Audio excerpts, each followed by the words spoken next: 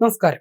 ശബരിമലയിലെ സ്വർണ്ണക്കൊള്ള വിവാദം നിലനിൽക്കവേ ഗുരുവായൂർ ക്ഷേത്രത്തിലെ വസ്തുക്കളും കൈമോശം വന്നോ എന്ന സംശയമുയർത്തി ഓഡിറ്റ് റിപ്പോർട്ട്. ഗുരുവായൂർ ക്ഷേത്രത്തിലെ വിലപിടിപ്പുള്ള വസ്തുക്കൾ കാണാനില്ലെന്ന സംശയമുണ്ടെന്നാണ് മാധ്യമ റിപ്പോർട്ടുകൾ. ആനക്കൊമ്പ്, സ്വർണം, വെള്ളി, കുങ്കുമപ്പൂവ് എന്നിവയുടെ കണക്കുകളാണ് ഇല്ലാത്തത്. ഓഡിറ്റ് റിപ്പോർട്ടിലാണ് ഇത് സംബന്ധിച്ച അനാസ്ഥ എണ്ണി പറയുന്നത്. ഗുരുവായൂർ ദേവസ്വത്തിൽ നടവരവായും ഭണ്ഡാരം കൗണ്ടിങ്ങിലൂടെയും ലഭിക്കുന്ന സ്വർണം, വെള്ളി ഉൾപ്പെടെയുള്ള വിലപിടിപ്പുള്ളവയുടെ അക്കൗണ്ടിംഗ്, സൂക്ഷിപ്പ് എന്നിവയുടെ പൂർണ്ണ ഉത്തരവാദിത്തം ഗുരുവായൂർ ദേവസ്വം ഭരണസമിതിക്കാണ്. എന്നാൽ വിലപിടിപ്പുള്ള വസ്തുക്കളുടെ സമഗ്രമായ ഭൗതിക പരിശോധന നടന്നിട്ടില്ല എന്നതാണ് വസ്തുതയെന്ന് റിപ്പോർട്ടിൽ പറയുന്നു. 15 ലക്ഷം വില വരുന്ന വഴിപാടിന് പോലും രസീത് നൽകുന്നില്ല. ആനക്കൊമ്പുകളുടെ ശരിയായ സ്റ്റോക്ക് രജിസ്റ്റർ പോലുമില്ല. കൊമ്പ് വനം വകുപ്പിന് നൽകുന്ന കാര്യത്തിൽ വീഴ്ചയുണ്ടെന്നും റിപ്പോർട്ടിൽ പറയുന്നു. ആനയുടെ കൊമ്പ് മുറിച്ചെടുക്കുന്നതിന് ചെലവായ തുക രേഖപ്പെടുത്തിയിട്ടുണ്ടെങ്കിലും മുറിച്ചെടുത്ത കൊമ്പുകളുടെ കണക്കുകളില്ലെന്ന് റിപ്പോർട്ടിൽ പറയുന്നു.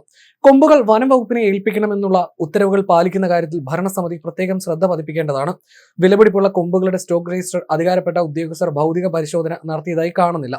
ആനക്കൊമ്പുകളുടെ ഭൗതിക പരിശോധന സ്റ്റോക്ക് രജിസ്റ്ററുമായി ഒത്തുനോക്കി ശരിയാണെന്ന് ഭരണസമിതി അംഗീകരിച്ചതിന്റെ സാക്ഷ്യപ്പെടുത്തൽ രജിസ്റ്റർ പ്രകാരം കാണുന്നില്ലെന്നും റിപ്പോർട്ടിൽ പറയുന്നു. കിലോയ്ക്ക് 1,47,000 രൂപ വിലയുള്ള കുങ്കുമപ്പൂവ് ദിവസേന കിലോ കണക്കിനാണ് ക്ഷേത്രത്തിലെത്തുന്നത്. എന്നാൽ ഇതിലൊന്നും വ്യക്തമായ രേഖകളില്ല.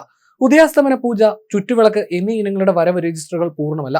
ക്ഷേത്ര ഗോപുരത്തിൽ സൂക്ഷിച്ചിരുന്ന മഞ്ചാടിക്കുരു കാണാതായി. ക്ഷേത്രത്തിൽ വഴിപാടായി വന്ന മഞ്ചാടിക്കുരു 17 ചാക്കുകളിലായി പടിഞ്ഞാറേ ഗോപുരത്തിൽ സൂക്ഷിച്ചിരുന്നത് 2019 ഡിസംബർ മുതൽ കാണാതായി എന്ന് റിപ്പോർട്ടിൽ പറയുന്നു. കിലോഗ്രാമിന് 100 രൂപ നിരക്കിൽ ലേലം ഉറപ്പിച്ചവയാണവ.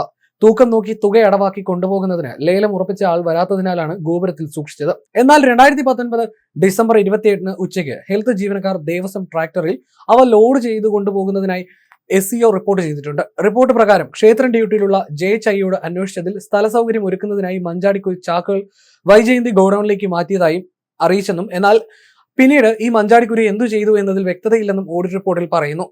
15 ലക്ഷം വില വരുന്ന വഴിപാടിന് പോലും രസീത് നൽകുന്നില്ല. ആനക്കൊമ്പുകളുടെ ശരിയായ സ്റ്റോക്ക് രജിസ്റ്റർ പോലുമില്ല.